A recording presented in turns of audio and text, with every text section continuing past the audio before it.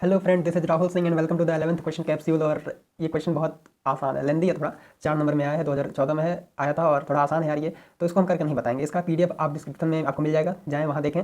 और क्योंकि ये कैसा क्वेश्चन है यार, ऐसा क्वेश्चन है ये कि इसको सॉल्व करके देखा जाए तो ज़्यादा बेहतर है, क्योंकि इसमें कुछ करना नहीं है। इसमें एक इक्वेशन है, उसको सॉल्व करना है एक्स के लिए। तो इसको पहले जो इक्वेशन गिवन है वो है x-4/x-5 plus x-6/x-7 is equal to 10/3। तो यार इसमें करना क्या है कि एलसीएम लेना है, सीधा इसको सॉल्व करना है एलएचएस को।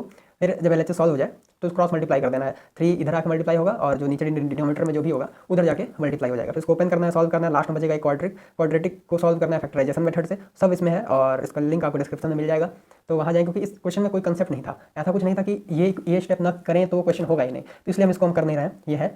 और इसका पीडीएफ आपको डिस्क्रिप्शन में मिल जाएगा, तो वहाँ जाएँ, वहाँ पर देखें इसको और सॉल्व करें। एक एक स्टेप अच्छे से है, सब कुछ समझ आएगा। ठीक है, तो let's all, bye bye bye bye. Subscribe to the channel and press the bell icon and share with your friends. ये इंपॉर्टेंट था इसलिए बता दिया, क्योंकि कई लोग ये कर पाएंगे नहीं। और इसमें ऐसा कुछ है नहीं कि बताया जाए आपको, मतलब ऐसा कोई स्टेप नहीं है कि वो स्पेशली बताया जाए कि वो अगर ये स्टेप नहीं करेंगे तो क्वेश्चन होगा ही नहीं। तो ऐसा कुछ स्टेप है नहीं इसमें, तो सिंपली सॉल्व करना है। इसको करो, नहीं आ रहा है तो डिस्क्रिप्शन में लिंक है, देख लेना। ठीक है, बाय बाय।